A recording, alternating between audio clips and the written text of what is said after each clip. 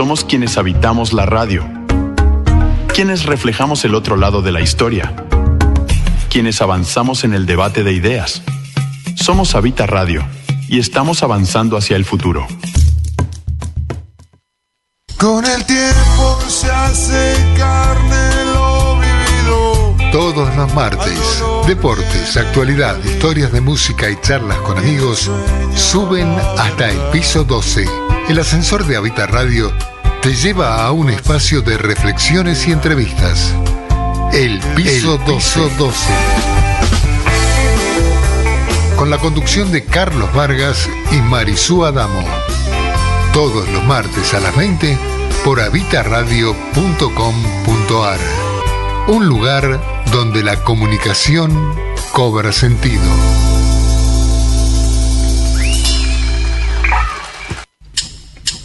Con el tiempo se hace carne lo... Nadie es la patria, ni siquiera el jinete, que, alto en el alba de una plaza desierta, rige un corcel de bronce por el tiempo. Ni los otros, que miran desde el mármol, ni los que prodigaron su bélica ceniza por los campos de América, o dejaron un verso o una hazaña, o la memoria de una vida cabal en el justo ejercicio de los días. Nadie es la patria, ni siquiera los símbolos. Nadie es la patria, ni siquiera el tiempo cargado de batallas, de espadas, de éxodos y de la lenta población de regiones que lindan con la aurora y el ocaso, y de rostros que van envejeciendo, en los espejos que se empañan y en las sufridas agonías anónimas que duran hasta el alba, y de la telaraña de la rubia sobre los negros jardines.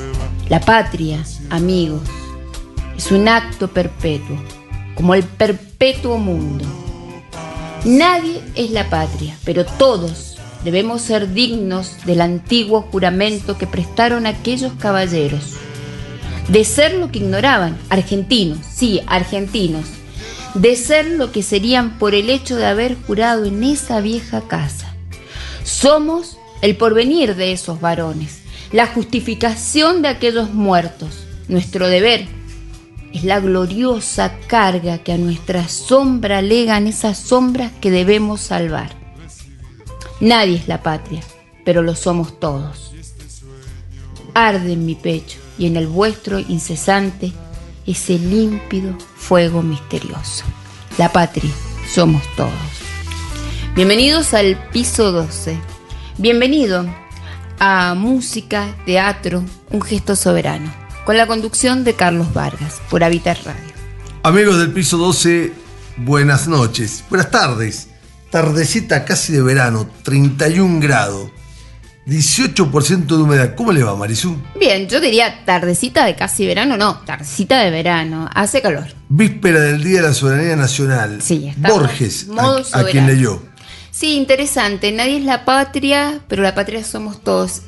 Me encanta este texto de Borges porque nos interpela a pensar que la patria no es un espacio geográfico o un símbolo, sino que la patria es el hacer cotidiano honrando nuestra historia y nuestro porvenir. Lujo que se da el piso 12 con los amigos del piso 12, poder abrir el programa con Jorge Luis Borges. ¿A dónde estamos, Marisú? Estamos en el piso 12 y se puede comunicar con nosotros escribiéndonos al 261-458-950 o al 261-70-44-531. El jueves es el Día de la Soberanía Nacional. Vamos a hablar de la vuelta de obligado, pero una visión diferente a la vuelta de obligado. Pero antes vamos a escuchar y después vamos a hablar telefónicamente con Fernando Goin. Le vamos a contar a la gente que nuestra cortina de hace, ¿cuánto, Marisú? ¿7 años? Sí, 7 años ya en el aire, sí. Es aprender de nuestros queridos alfajores de la Pampa Seca. Sí. Pero cuando nos tocó elegir, en aquel momento estaba el tema aprender de los alfajores y los rumores de Fernando Goin. Un tema así que nos representa en nuestra manera de sentir y de entender la vida. Los invito a los amigos del piso 12 que lo escuchen. Fernando Goin es cantante, es autor, compositor de música country, de blues, de folk. Un tipo extraordinario, de esos que están por ahí escondidos en la Argentina y que en el piso 12 los oramos. Un tipo que hace patria. Totalmente, Sí, totalmente. sí, un soberano. Escuchamos música, Los Rumores, Fernando Goin, Las cosas buenas de la vida.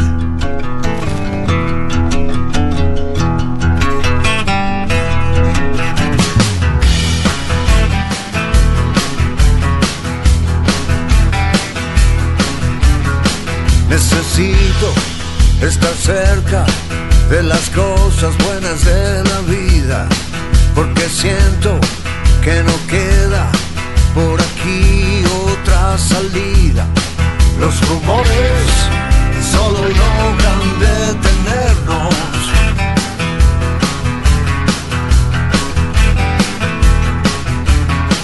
Abrazarte por las noches es lo único que me hace bien, y sentirme prisionero del misterio loco de tu piel. Los rumores solo logran detenernos.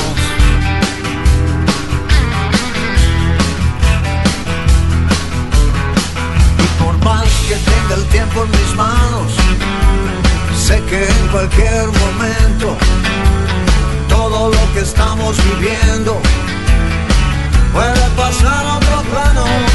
Necesito estar cerca de las cosas buenas de la vida, porque siento que no queda.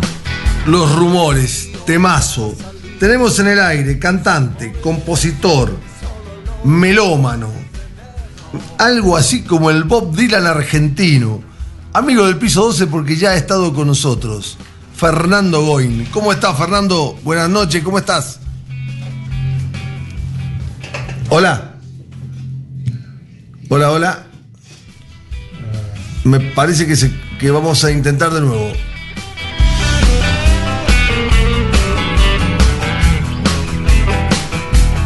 Y por más que tenga el tiempo en mis manos, yo sé que en cualquier momento todo lo que estamos viviendo puede pasar a otro plano. Necesito estar cerca de las cosas buenas de la vida, porque siento que no queda por aquí otra salida. Ahora sí, ahora estamos en el aire. Les contaba, cantante, guitarrista, compositor, melómano, el Bob Dylan argentino, podemos decir. Fernando Goin, amigo del piso 12. Fernando, ¿cómo estás? ¿Tanto tiempo? ¿Qué tal? ¿Cómo andamos ahí? ¿Todo bien? Todo bien, Fernando, disfrutando siempre tu música. Qué alegría poder hablar con vos después de un tiempito que no estábamos en contacto. ¿Qué es la vida de Fernando Goin? ¿Cómo anda terminando este 2025?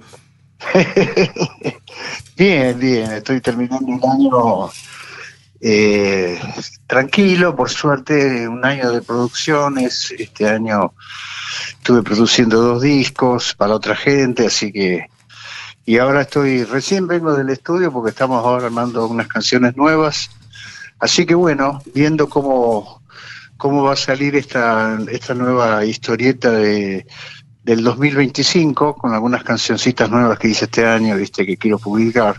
Qué bueno. Y bueno, peleando un poco también contra la realidad, que básicamente, que no es muy auspiciosa en cuanto a ediciones discográficas. Totalmente, pero hay que seguir apostando. No, más bien, pero no es tan sencillo como antes, ¿viste? No, porque antes uno hacía 10, 12 canciones y sacaba un disco. Y ahora se hacen canciones por separado, ¿viste? Sí, tal cual. Pero bueno, nunca fue tan fácil para Fernando. Contanos, Fernando, contale a los amigos del piso 12, aquel pibe de Pigüé que apareció, una ciudad bárbara, campo, todo verde, una ciudad tuerca si lo querés, y aparece Fernando Goin escuchando los Beatles, metiéndose en la música, acercándose a Bob Dylan. ¿Cómo era ese Fernando Goin de aquellos años? Y ese era un tipo muy curioso, ¿viste? Afortunadamente era un tipo que le llamaba la atención tanto lo que escuchaba por la radio en ese entonces como lo que se olía en el ambiente. Después cuando, bueno, más curioso aún me puse cuando vinimos a vivir acá a Buenos Aires, que fue justamente vinimos en el año que aparecieron los Beatles, ¿no? Claro. Y ahí, bueno, se despertaron todas las águilas internas y la curiosidad creo que es la que me permitió llegar hasta el día de hoy, enriqueciéndome con tanta música que escuché a través de tantos años y de tantos personajes que conocí en mi vida que me hicieron crecer, ¿no? Por así decirlo, sorprenderme básicamente. La sorpresa siempre fue un elemento muy significativo en mi vida, o sea, sobre todo en aquellos años cuando vos calculás que en el año 65 salió Help, Rubber Soul, los Beach Boys sacaron Pet Sounds, es decir, había discos en un año que eran, no sé, increíbles, ¿viste? Para lo que era la época, y todo eso se fomentaba dentro mío de una manera muy particular, porque yo veía que había en el aire una creatividad que era asombrosa, ¿no? Y te fuiste acercando al blues urbano, te fuiste acercando a Bob Dylan. Contanos tus anécdotas y tu cercanía con Bob Dylan. Bueno, Bob Dylan es un personaje fundamental en mi vida porque gracias a él, cuando yo, por esta cuestión de la curiosidad básicamente, cuando yo empiezo a revisar en las contratapas de los long plays quiénes eran los autores de algunas de las canciones, sobre todo en los primeros discos de Dylan que hace covers de otros, sobre todo en el primer long play de Dylan, sí. Ahí me guío un poco por algunos temas que me llamaron mucho la atención. Por ejemplo, Vean que mi tumba esté limpia, el título de un tema. El autor, Blind Lemon Jefferson, yo ni sabía quién era. Entonces ahí me puse a investigar de manera, imagínate, en aquellas épocas no había nada, ¿no? No había internet, no había ningún Google donde buscar cosas como ahora, que con una inmediatez sorprendente conseguís todo. Hasta que encontré a Blind Lemon Jefferson, que era el autor de ese tema que hacía Dylan, y bueno, ahí descubrí el blues de preguerra, así llamado, de la década del 20 y de los 30, y ahí fui alimentándome, comprando discos, buscando discos por todas partes, hasta que más o menos fui haciéndome de una pequeña, una muy ínfima colección en esas épocas de discos que eran muy raros y que a mí me enseñaron un montón, ¿no? Porque ahí está, el ABC de la cuestión nace en la década del 20, para todos, ¿no? Tal cual. Y hoy esa pequeña colección se te ha agrandado un poquito. ¿Cuántos discos, CD, cómo es tu discoteca personal, esa que disfrutás día a día? ¿Cuánto tenés? Y mirá, hay un montón de discos acá, qué sé yo, 6.000 y pico debe haber fácilmente vinilos, y el CD no sé, no tengo idea porque es impresionante la cantidad de CDs que hay. Pero bueno, básicamente fue todo material en realidad que yo lo hice al principio digamos, yo siempre le digo a mis alumnos, los discos fueron mis maestros, ¿viste? Porque yo no tuve maestros así, nadie me enseñó a tocar la guitarra apropiadamente, estos estilos los saqué de los discos, ¿no? Y esa colección que yo tengo de discos es más bien una colección como si fuese un archivo de datos para mí, ¿viste? En donde yo encuentro las cosas que necesito, ya sea de blues, de música country, de jazz o de rock and roll, de todos los estilos que tengo. También tengo discos de folclore y de tango, ¿no? Pocos, pero digamos, tengo como una especie de archivo ahí al que siempre recurro, y a pesar de todos los años que pasaron, me siguen sorprendiendo. Qué bueno, eso es lo bueno. Porque sigo encontrando cosas que digo, uy, mira lo que estaba acá. o mirá lo que hacía este tipo, con la guitarra o sí, con detalles, por ejemplo, viste, qué sé yo. Yo cuando era pibe, viste, escuchaba los discos más que con un entusiasmo muy particular, porque yo cuando escuchaba, por ejemplo, a los Beatles, escuchaba a ver qué hacía el bajo, a ver cómo estaba tocada la batería, más allá de la canción, ¿no? Que me gustaba, obviamente, pero trataba de desmenuzarlo, ¿viste? Cómo hacían los riffs de guitarra, cómo era el riff de guitarra de Ticket to Ride, por ejemplo, ese tipo de temas que eran fascinantes para esa época. Porque no existían esos temas, no había música parecida a esa. Totalmente. O sea que eso fue un poco lo que fue alimentando mi necesidad de comprar discos y de tenerlos como un archivo, como te decía recién, ¿no? ¿Y lo conociste personalmente a Bob Dylan? No, No lamentablemente lo conociste. no. Bien. No. Pero lo seguiste. Estuve muy cerca de él la primera vez que vino acá a Buenos Aires, que tocó en Obras, sí, porque estábamos en segunda fila, y lo vi ahí a 4 o 5 metros, ¿viste? Eso es lo más cerca que estuve de Bob Dylan fue eso. Qué maravilloso. Vos sabés que hoy leyendo un poco tu trayectoria, descubrimos que grabaste uno de tus primeros discos con Carlos Riganti. Carlos Riganti, empezamos baterista. Este año el programa con una nota con él. Mira. Qué linda, qué personaje divino, qué personaje divino. Sí. Contanos esa época, claro. esos años 70 con esa primera banda. Bueno, esa banda fue una banda que la armamos ahí, porque cuando yo firmo contrato con Capitol, Chacho Ruiz, que fue mi productor, me dice, bueno, ¿y cómo querés grabar estas canciones? Y le digo, qué sé yo, vamos a grabarlas así como son, porque yo tenía las guitarras, las canciones las hacía permanentemente cuando tocaba por ahí con mi guitarra acústica nomás. Me dice, no, vamos a poner una banda, qué sé yo. Y ahí, bueno, hablamos con un arreglador que era Ricky Londaitz. También arregló un par de temas Raúl Porchetto, que en esa época estaba trabajando para la compañía. Y bueno, y ahí apareció Carlitos Riganti, apareció El Pájaro tocando bajo, Alfredo Tots también tocó el bajo ahí. Alfredo Tots, bajista de Los Gatos, ¿no? Claro.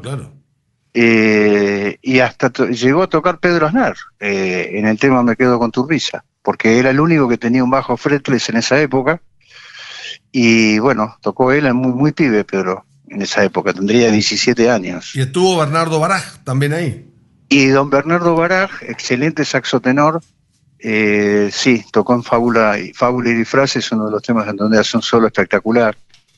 Y bueno, ahí empecé a juntarme con esa gente, que algunas yo los conocía, porque yo en unas épocas había hecho jingles y había muchos músicos profesionales que laburaban de eso en esos años. Que se estaba Ricardito Leu, Adalberto Sebasco, Jorge Navarro, toda esa gente la fui empezando a conocer ahí, que después tocaron en otros discos míos, ¿no? Qué bueno. Y eran unas sesiones de grabación de 8 a 12 y de 2 a 6 de la tarde, porque se trabajaba así con ese horario en EMI, en los estudios de EMI, que eran, extraordinarias, ¿no? Porque para mí fue una aventura y un aprendizaje al mismo tiempo, porque yo tenía tantas ganas de grabar y no tenía idea de cómo se manejaba todo eso, o sea que fue una experiencia muy alucinante. Igual te tengo que contar una anécdota, que en realidad la primera vez que yo grabé con Marta González, que era una cantante que habíamos hecho un dúo en la época de eso, teníamos 17, 18 años por ahí. Habíamos hecho un dúo que tocábamos en algunas fiestas, en algunos colegios, me acuerdo.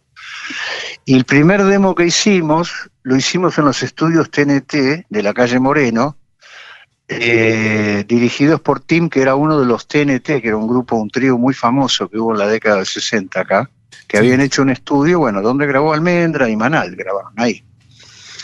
O sea que la primera grabación que tenemos nosotros es en los estudios TNT, previo a que yo firmara contrato en Capitol, ¿no? Que esa cinta me gustaría tenerla porque no la tengo. Qué lindas historias, Fernando. Y después saltemos de año y llegamos a, por ejemplo, uno de los grandes discos tuyos, Los Poetas de Overol, con Julie Ruth, y el trabajo que hiciste con Johnny Tedesco. Contanos esos dos, cómo llegaste al country puro de Julie y después a la música de Johnny Tedesco, un iniciador en la historia del rock acá. Contanos esa experiencia. Bueno, en realidad con ambos nos unen amistades muy familiares, porque nos conocemos de hace mucho tiempo. Yo empecé trabajando con Johnny en la década del 90, empecé arreglándole unos espectáculos que se hicieron acá para conmemorar aniversarios de la muerte de Elvis, que se hacían, que los dirigía Carlos Ares, Y bueno, la figura, el cantante era Johnny Tedesco y me contrataron a mí para hacer los arreglos y qué sé yo, y ahí empezamos a trabajar con Johnny. Inmediatamente nos hicimos muy amigos y de esa amistad surgieron los proyectos que después vinieron paralelamente a través de los años, ¿no? El primer disco que graba él después de tanto tiempo, que se llama 50 años de rock and roll, en donde él hace algunas canciones mías. Y después, bueno, ya en el siglo XXI ya veníamos con esa chispa de decir, bueno, hagamos un disco de dúos. Hasta que hicimos Andando y Andando, que también fue un disco hermoso para mí porque, bueno, compusimos nuevas canciones, ¿viste? Y nos pusimos a laburar con un criterio estético muy, muy particular, que eran los dos estilos, tanto el del rockero de él y el mío, que es más bluesero por ahí, más tirado al country. O sea que si unimos esas dos corrientes, hicimos el disco ese que me encanta. Un fenómeno, Yuri también, porque con Yuri habíamos tocado varias veces, así nos conocimos ahí en los festivales y bueno, y también surgió la idea de hacer un disco de dúos, así muy improvisado todo, ¿no? Pero nos pusimos a trabajar y salieron esos discos que son históricos ya, por suerte, pero que están basados básicamente en el vínculo de amistad y de afecto que tengo con estas dos personas, ¿no? Se nota, sabés que los dos discos se notan. Fernando, bueno, tu actualidad, estás dando clases, estás dando clases, seguís tu vocación de maestro y salís a tocar, estás tocando en algún lado. ¿Te veremos en Mendoza, quizás? Si me contratan, me ven en todos lados. Bien, bueno, entonces, sí, teléfono para todos los productores. Estamos tocando esporádicamente, no tanto en la ciudad, sino estamos tocando acá más en la periferia de Buenos Aires, en la zona sur, sobre todo, que ahí tengo una cantidad de fans que siempre me siguen. Y bueno, ahora estoy produciendo un par de canciones nuevas que veré si las termino por ahí antes del fin de año, como para ver si empezamos el año que viene con alguna novedad. Y también, bueno, estoy buscando de alguna forma la posibilidad de que alguna de estas cosas que grabe nuevas se editen en algún formato físico. Qué lindo. Y sería mi ilusión, ¿viste? Pero no es tan sencillo hoy en día. La ilusión tuya y de todos los que te seguimos. El sur bonaerense, que tanto se le pega al sur de Buenos Aires, hay una movida muy linda también, ¿eh?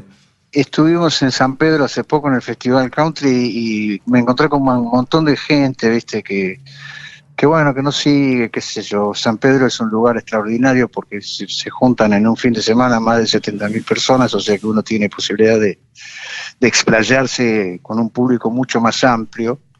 Y el comentario era, bueno, tenés algo nuevo, porque la gente va ahí se quiere llevar el recuerdo de tu disco, ¿entendés? Totalmente.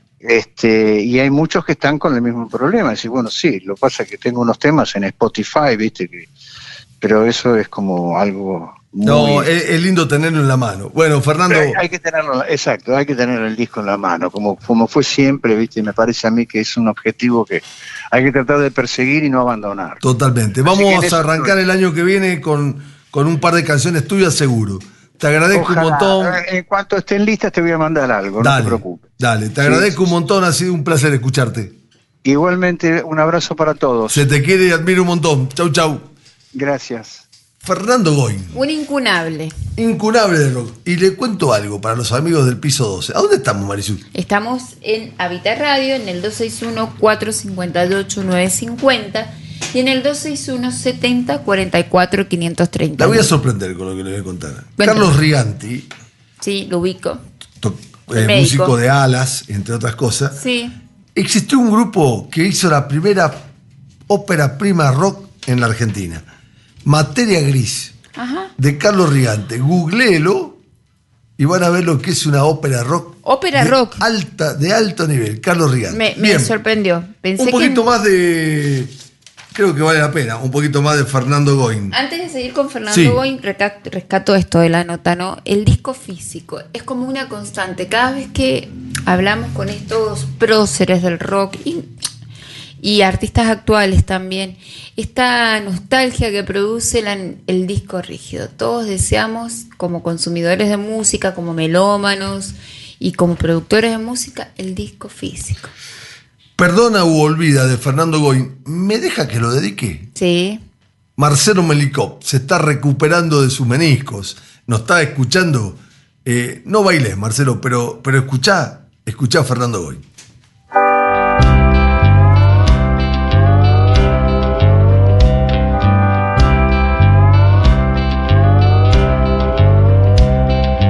Con la guardia baja, fruto de una vil complicación. Los hombres no lloran, aprenden la lección. Tonadas de vaqueros con historias de Bernal. Eso es demasiado bueno para ser real.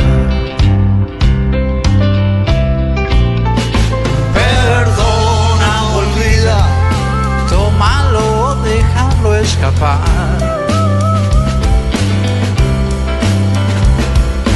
De brazos cruzados, a mal puerto fuiste a dar. Ahora estamos a mano, Lo hubiéramos hecho face to face. Vuelta de página mejor. amigos otra vez. Con la guardia baja, fruto de una vil complicación.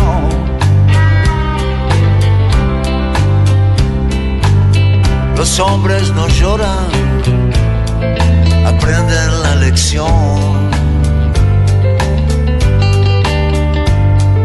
Tonadas de vaqueros con historias de Bernal. Eso es demasiado bueno para ser real. Perdona, olvida, tómalo, déjalo escapar. de brazos cruzados, a mal puerto fuiste a dar. Ahora estamos a mano, lo hubiéramos hecho face to face. Vuelta de página mejor, amigos otra vez.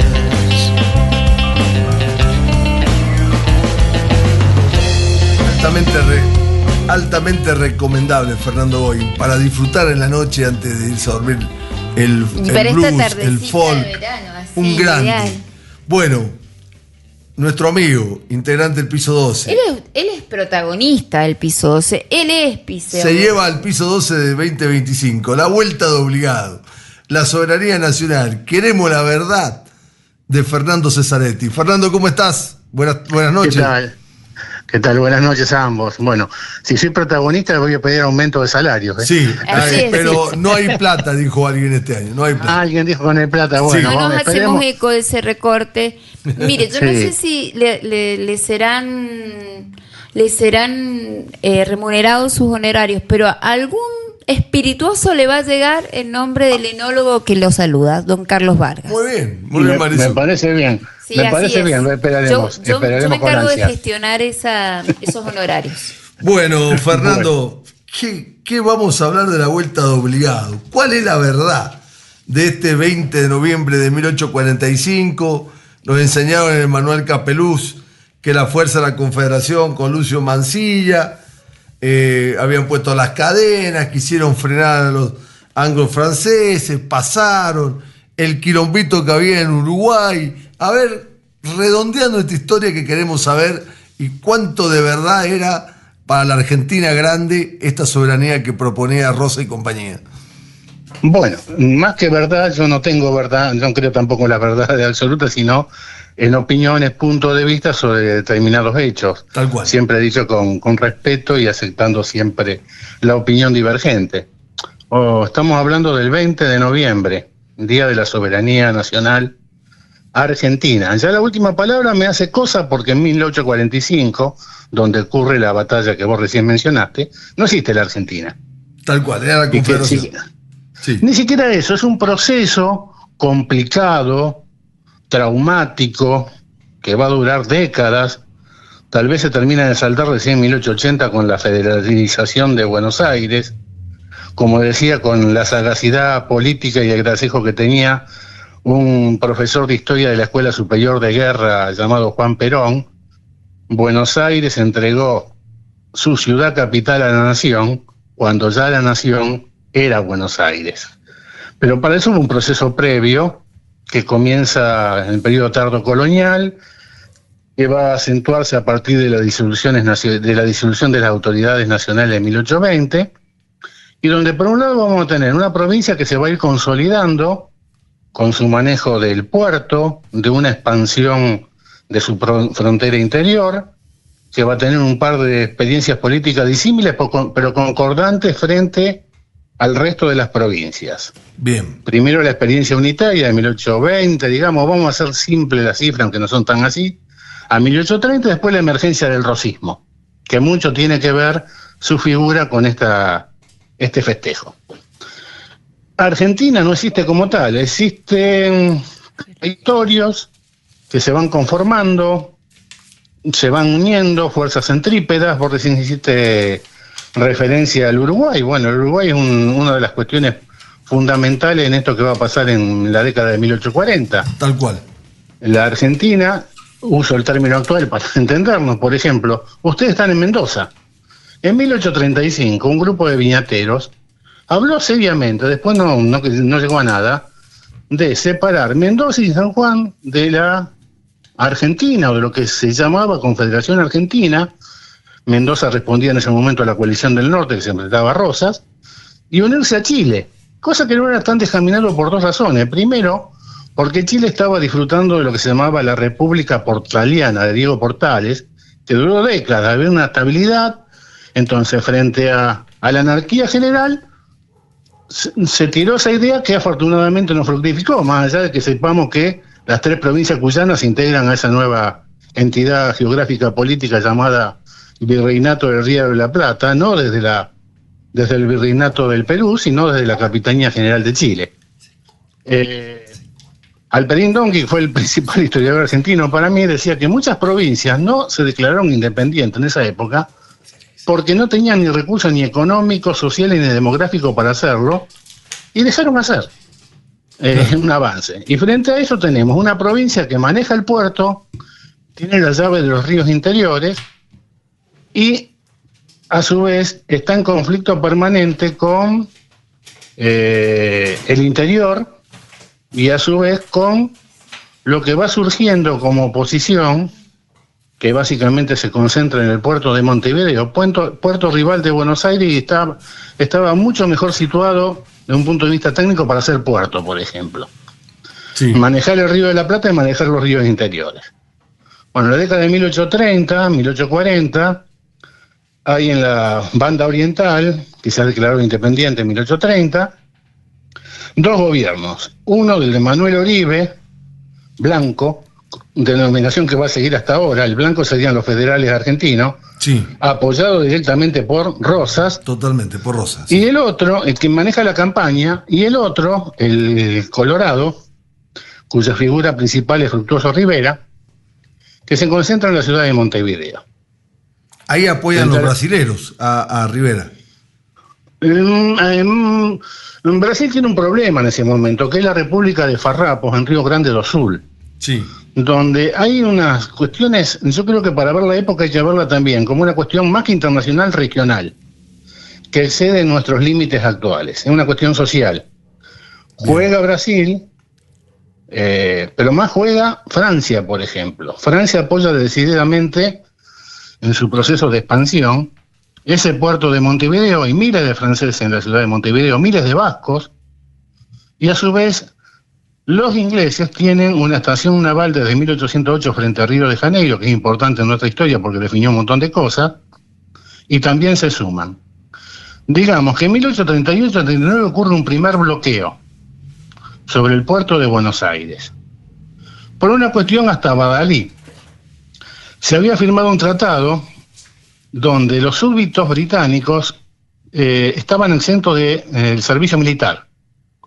Dato no menor en esa época, que te elevaban y te podían meter años si no te mataban antes del servicio a un regimiento de línea. Claro. Francia reclamó lo mismo, le dijeron que no, entonces optó por bloquear el río. Frente a esto, Rosas, a nombre de la Confederación Argentina, Buenos Aires tenía el manejo de las relaciones exteriores, entró en colisión. La única voz que se opuso en 1838 fue la del gobernador de Santa Fe, Estanislao López, que mandó a su ministro de gobierno diciéndole: bueno, Rosa, es un problema de ustedes, no nos metan a nosotros tenemos que comerciar, no me cierren el río. Bueno, para Rosa tuvo la suerte que López, que estaba muy enfermo de tuberculosis, se murió al poco tiempo, lo sucedió Cuyen, y obviamente Cuyen terminó mal. Rosa lo mandó apresar y lo fusiló en San Nicolás, como para que nadie se hiciera loco respecto a la preeminencia para liberar el río. Para liberar el río, porque el río, Paraná sobre todo, era la salida internacional de varias provincias, inclusive algunas ya tenían visos de independencia, como el Paraguay. El Paraguay se encierra durante 30, 40 años con el doctor Francia en el ostracismo más absoluto, porque en 1810, cuando caen las autoridades de Estado coloniales, Buenos Aires le cierra el río, no puede sacar su producto de exportación, que es la yerba mate. Frente a eso se encierra en sí mismo. Bien. Con la figura del doctor Francia. Pero en 1840 ya están ocurriendo otros cambios en el país. Primero, hay un creciente interés, sobre todo en las provincias interiores, que se llama un Congreso Constituyente. Rosas se negó en sus 20 años a llamarlo. No le convenía una constitución que democratizara o federalizara la renta de aduana que manejaba Buenos Aires. Entonces ahí hay disputas internas más los manejos externos de estas fuerzas que operan desde Montevideo. Y bueno, yendo a la batalla en sí, 1845 resuelven Francia e Inglaterra armar una gran flota de guerra con muchos barcos mercantes, con el objetivo de avanzar aguas arriba y comerciar. Tal cual. El gobernador de Buenos Aires envía a su cuñado, Lucio Mansilla, a un lugar apropiado porque el río Paraná se angostaba a la altura de San Pedro. Bueno, pone en cadena, bueno, ya más o menos la batalla de la que estudiamos en el manual, sí.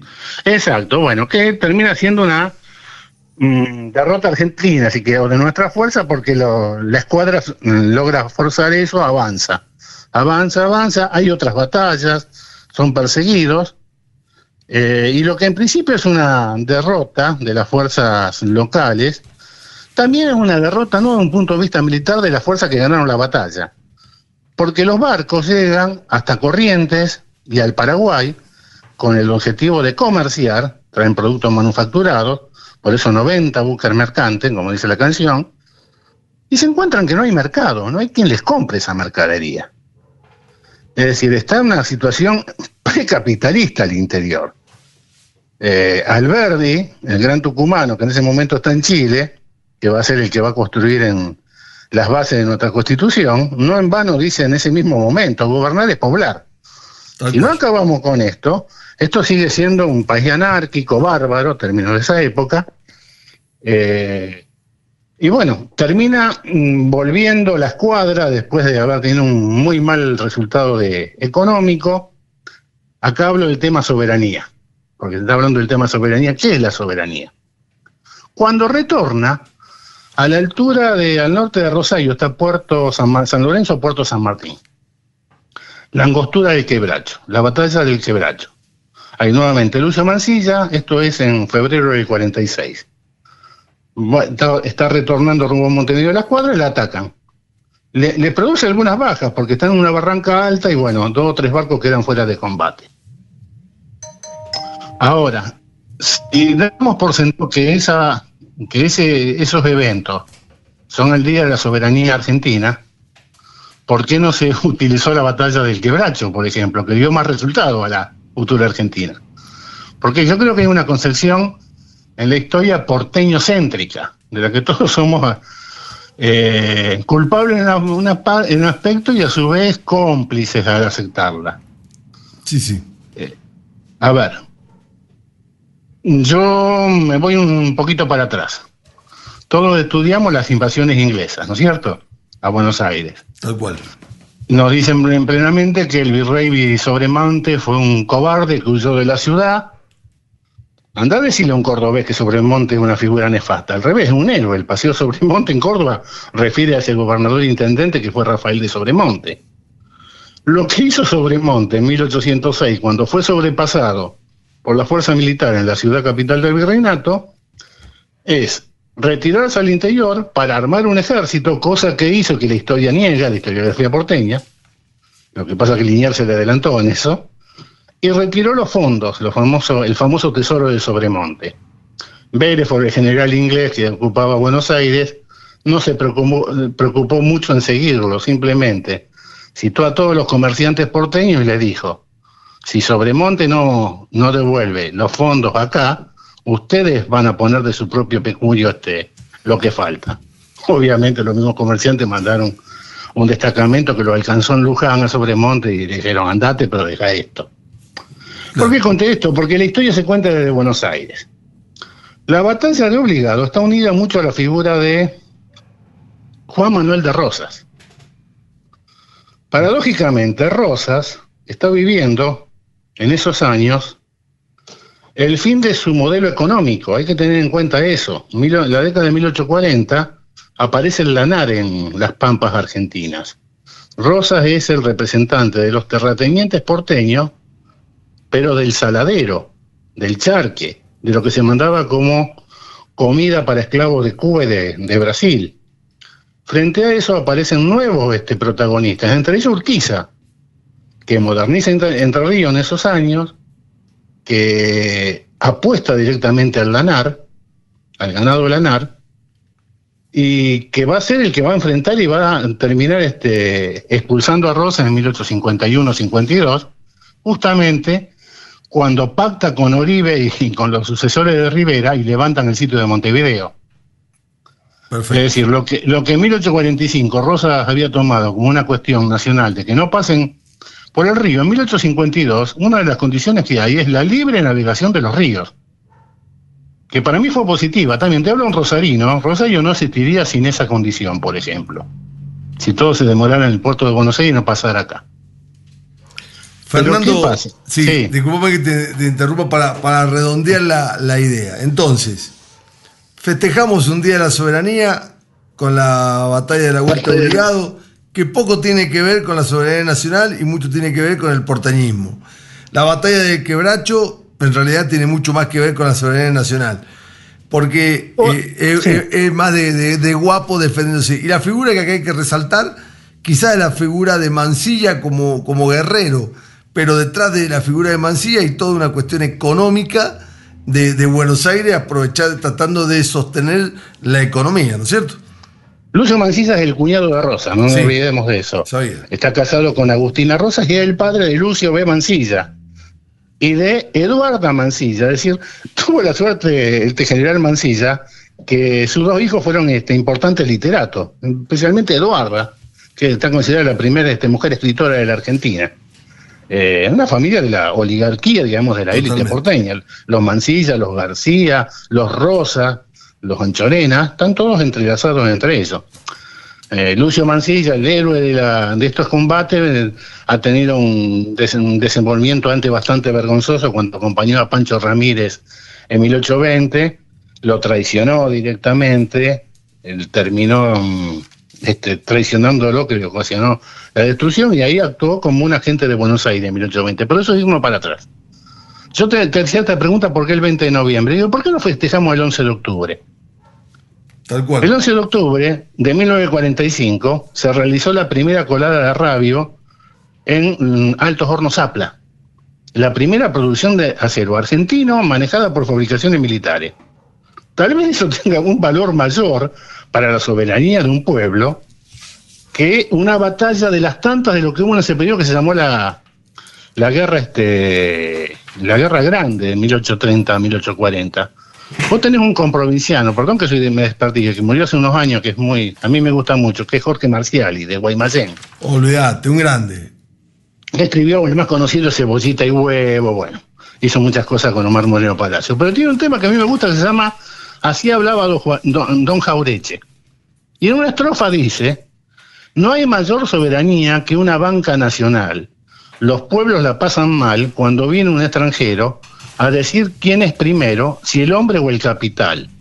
Con los sueldos achicados crece un hambre insoportable, mientras con un gesto amable los dueños del comedor dicen que estamos mejor porque hay saldos exportables.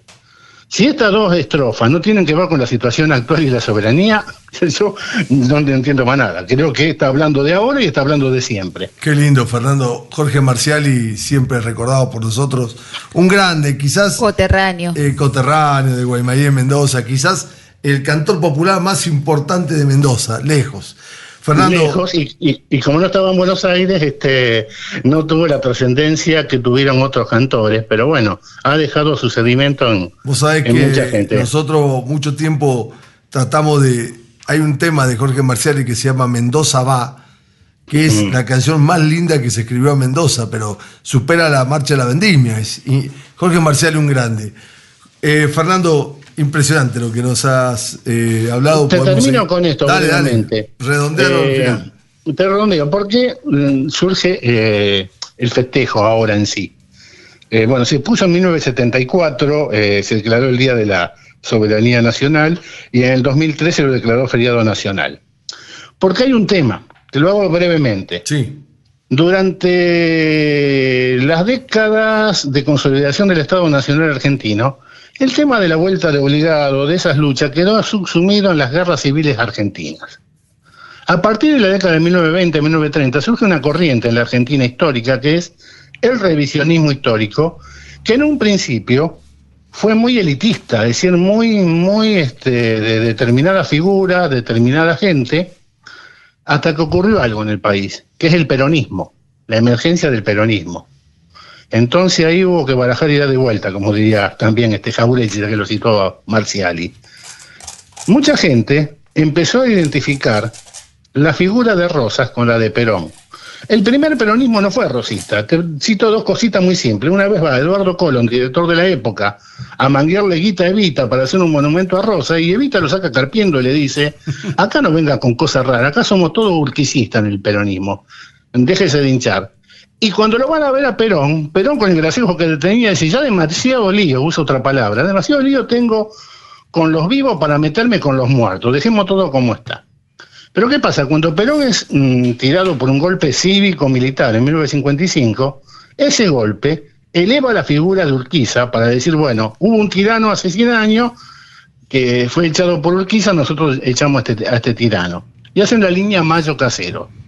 Frente a eso surge la línea histórica San Martín, Rosas, Perón. Entonces, la figura de Rosas es muy reivindicada, a partir de los 60 sobre todo, y en el 74, en virtud de eso, José María Rosas, que es un revisionista, es el que le propone a Isabel Perón declarar el 20 de noviembre como Día de la Soberanía Nacional, en una ley que también implicaba traer los restos de Rosas, que recién va a ser en la época de Menem que se van a traer.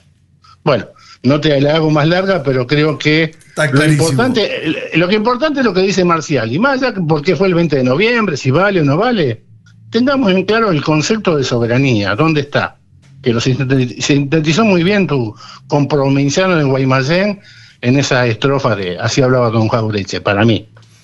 Gracias, Fernando, qué bueno, qué lindo escucharte, un placer, recibiendo mensajes, la audiencia muy contenta. Fernando, impecable. Una vez más, gracias por todo esto que aportás y por esta reivindicación de la historia y contar más o menos lo que pasó mirado desde otra vista, con otra vista. No sé si es lo que pasó, pero si no es vero, es ben trovato. Un gusto y gracias por la amabilidad de siempre. Gracias a vos. El profesor Fernando Cesaretti. La vuelta de obligado, la soberanía nacional, cuántas cosas, ¿eh? Quiero poner en valor que el profesor Fernando Cesaretti es creador y administrador de la página Rosario en el Recuerdo, una página que reconstruye las vivencias cotidianas y polisémicas de los habitantes de Rosario. Los invito a visitarla, a conocer las publicaciones de Fernando Cesaretti y el profesor Cesaretti, que no tienen desperdicio. Me encantó. Un día le voy a preguntar a Sí. Cesaretti, ¿cuál ha sido el posteo más visitado de Rosario? No lo recuerdo. Se lo vamos a preguntar. Quedó ahí, me quedó pendiente, pero bueno, el La tiempo es semana que tirano. viene le voy a adelantar algo de Rosario. Sí.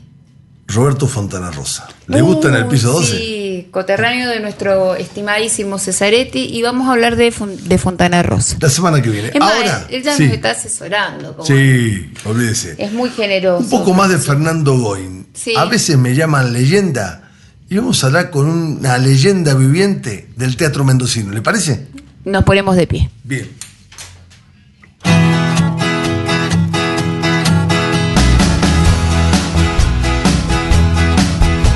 Algunos me llaman leyenda, algunos no conocen mi nombre, algunos me piden que calle, otros jamás me responden, algunos me dicen que vengo de un tiempo bastante lejano, algunos me miran y huyen, otros me estrechan su mano. Y más allá de lo que puedan decir, yo sigo siendo como el árbol, soportando tormentas de soledad, esperando amaneceres tranquilos, tratando de seguir.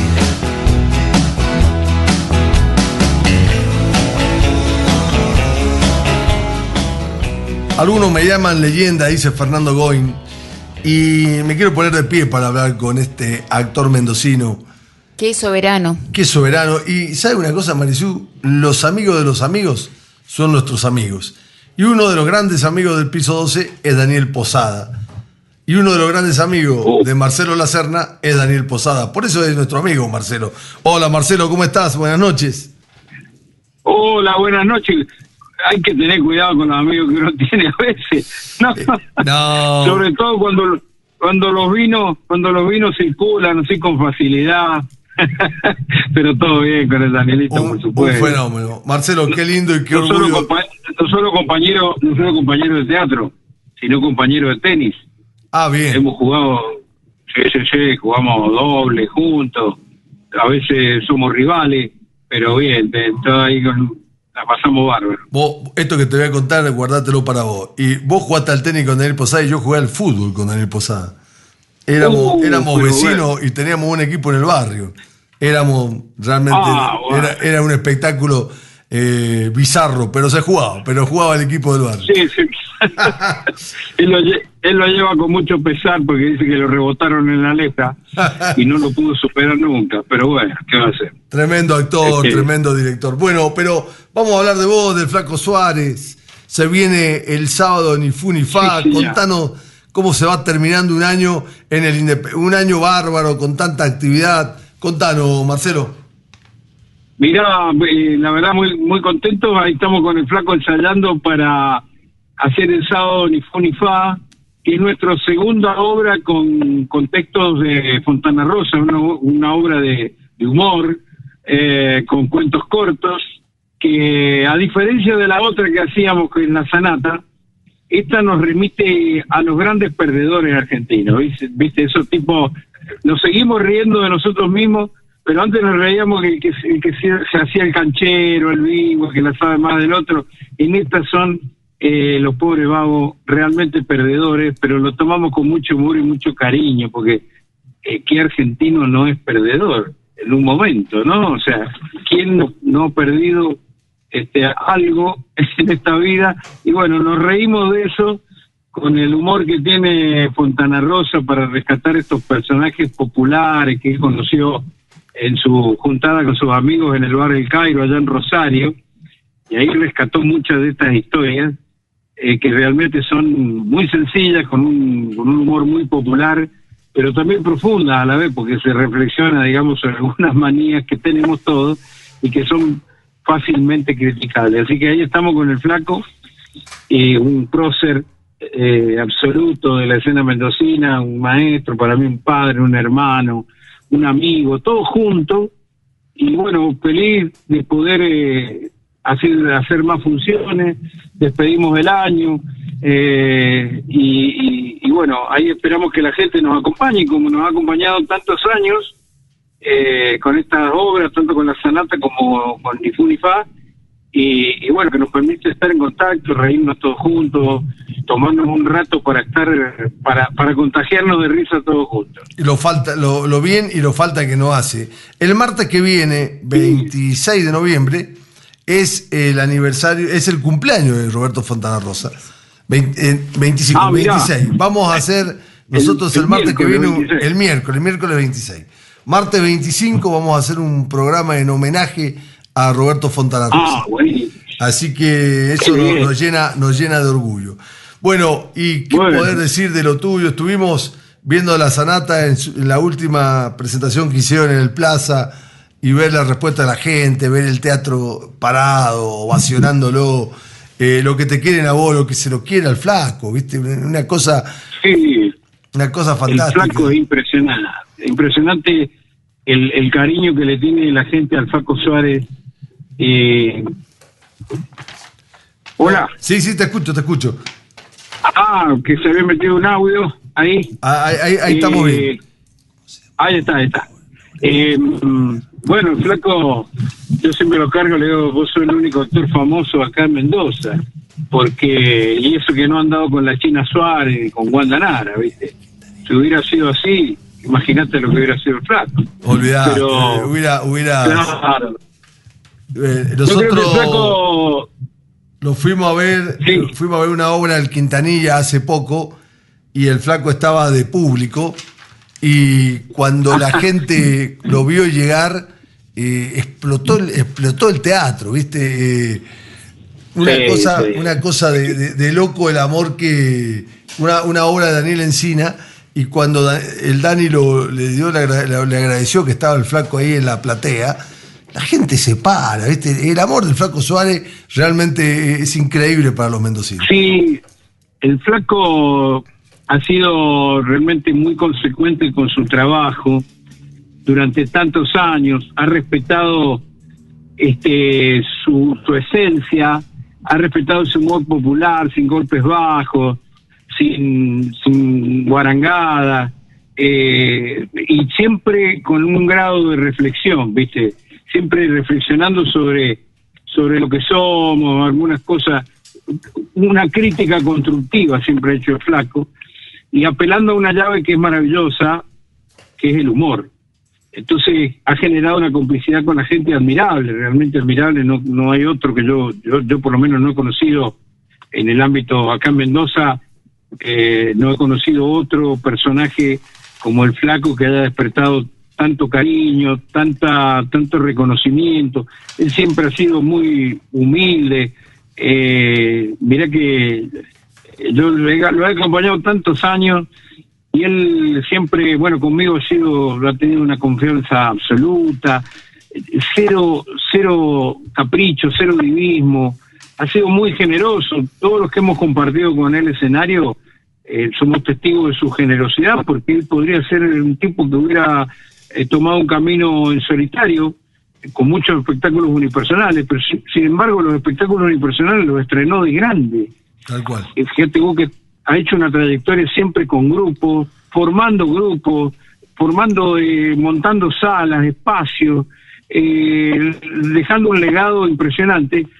Y lo curioso es que todo eso también se ha transmitido al público. El público lo quiere, como muy pocos tipos yo he visto que lo quieran, digamos, reconocidísimo. Vos caminás con el Flaco por la calle, la gente lo para, lo abraza, le dice Flaquito, divino, que esto que el otro, cómo has hecho reír. Y mirá que el mendocino es duro para eso, cuesta reconocer. Sí, pero creo que el Flaco es como vos decís, la gente en la calle dice, mirá, va Suárez, y se le acerca, le palmea la espalda, es realmente increíble, porque los mendocinos somos por ahí de comprar mucho lo que viene de afuera, pero al Flaco Suárez se lo respeta, a Marcelo Lacerna se lo respeta también. Sí. Bueno. Sí, yo todavía llevo muchos años, pero bueno, digamos, al lado de la figura del Flaco, no tengo nada que decir ni hacer, digamos. Uno es más otro tipo de trabajo, y siempre sí he mamado del Flaco ese respeto por el público, esa constancia de trabajo, porque hemos hecho tantísimas funciones con el Flaco. Yo aprendí a defender el teatro frente al público, haya poco o mucho público, y eso es muy importante, y sostener los espectáculos en el tiempo, no solo con el Flaco, sino con otras obras que he hecho. Aprendí a defenderlo presentándonos para que la gente nos vea, nos siga, nos aplauda. Si no le gustó, obviamente nos damos cuenta y después no hacemos más la obra, porque si no le gusta a la gente, si la gente no se va llenita al teatro, ¿para qué estamos, viste? Tal cual. Y creo que un poco, claro, la gente busca eso. Y el teatro está resultando uno de los pocos espacios en donde largás el celular, estás con alguien al lado, aunque no sea tu vínculo o alguien conocido, se está riendo al lado tuyo y te contagia. Estás en un momento, la energía se junta y está quedando poco lugar para eso, ¿viste? Sí, tal cual. Decime si, qué sé yo, bueno, los recitales, el otro día fui a ver el Gauchito Club, ahí en la Casa de Gobierno, es impresionante lo que logran con el público. Sí, tremendo lo que cantan toda la gente.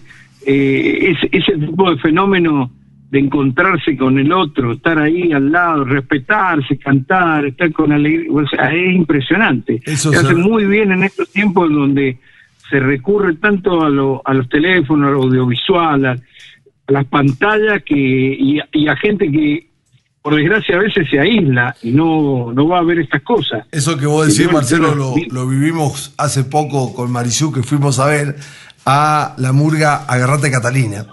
Y el final de Agarrate Catalina fue fantástico, porque no se fueron del escenario, salieron por el medio del teatro tocando y terminaron tocando en la calle San Juan, con la gente que iba saliendo del teatro. Fueron los primeros que salieron del teatro, la gente los rodeó y siguió el espectáculo en la calle San Juan. Una cosa fantástica, lo que vos decís, la necesidad de estas cosas simples de la vida, ¿viste? De congregarnos. De congregar. Sí. Bueno, Marcelo. Además sí.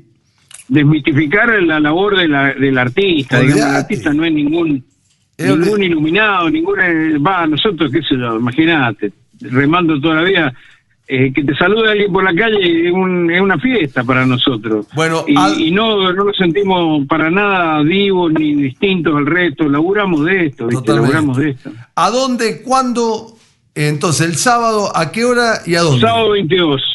Bien. Sábado 22 de noviembre, 21 a 30 horas, Teatro Quintanilla. Que está hermoso. Aquellos que quieran sacar la entrada anticipadamente, porque bueno, se está moviendo la boletería, lo puede hacer por entradaweb.com.ar, busca ni fu ni fa y compra la entrada anticipada. Y si no, aquellos que no lleguen o no lo puedan hacer, se pueden arrimar una hora antes ahí, desde el horario de la función, de las 21, abrimos la boletería ahí en el teatro para que la gente que no puede comprar por internet o no quiere, lo puede hacer ahí, si quedan localidades, lógicamente, pero esperemos llenar, esperemos que la gente nos acompañe y disfrutemos. Yo digo que hay que aprovechar al Flaco cada vez que se presenta, hay que aprovecharlo porque es un pedazo de nuestro patrimonio cultural, de nuestra alegría, de nuestros sentimientos, digamos, como mendocinos, así que hay que disfrutarlo. Así que yo le digo a la gente que vayan y vean a Flaquito Suárez. Yo digo una cosa, y esto antes de despedirte. Es verdad que jugar con Messi o jugar al lado del actuar al lado del Flaco Suárez parece más fácil, porque te la entregan todo redonda, pero el que juega al lado, el de Paul o el Marcelo Lacerna, tienen que tener un ritmo, un estado físico, una mirada del Flaco te la dice todo, una cabeza abierta, porque no sabes en qué momento te pasa una pelota para que definás. Por eso Marcelo Lacerna es un gran actor, porque aunque juega al lado de un grande, hay que estar siempre en un estado físico ideal para recibir al Flaco Suárez, la pelota, el humor, el chiste. Bueno, Marcelo, se te quiere, se te admira mucho y gracias por lo que hacen por el Teatro de Mendoza, vos y el Flaco. Bueno, muchas gracias. Considerame como Rodrigo de Paul, un montón. Un Rodrigo de Paul, vamos a decir que Lacerna es un Rodrigo de Paul. Y al Flaco Suárez lo invitamos hace unos años cuando estábamos en Radio Nacional, fue a Radio Nacional, tuvimos la mala suerte que hacía un frío. El Flaco dice, me invitan con este frío. No, fue Munera. Así que de ahí en más dijimos, flaco, no te invitamos más. No vaya a ser que vuelva el frío, pero te tenemos a vos, Marcelo, para que le mandes un abrazo grande. Sí, y ahora lo cuidamos al flaquito, que ya está grande, y bueno, a veces no puede salir tanto como antes. Aunque por ahí la otra vez me lo llevé al Barlow a tomar, a comernos un lomo y tomar cerveza. El flaco revivió 20 años más o menos. Qué lindo, imagínate, el flaco le encanta todo. Un abrazo y nos vemos el sábado. Gracias. Claro, y muchas gracias a ustedes por ayudarnos a contarle a la gente lo que hacemos, invitarlos y demás. Así que porque nosotros no somos actores mediáticos, te digo. Estamos pensando con salir con Wanda Nara. No, sigan con lo que está bárbaro. Ni fu ni fa. Un abrazo grande. Nos vemos el sábado. Chau. Un abrazo. Marisú, voló el programa. Voló. Defender el teatro. Me quedo con esa frase de la entrevista. Decíamos, nadie es la patria somos todos.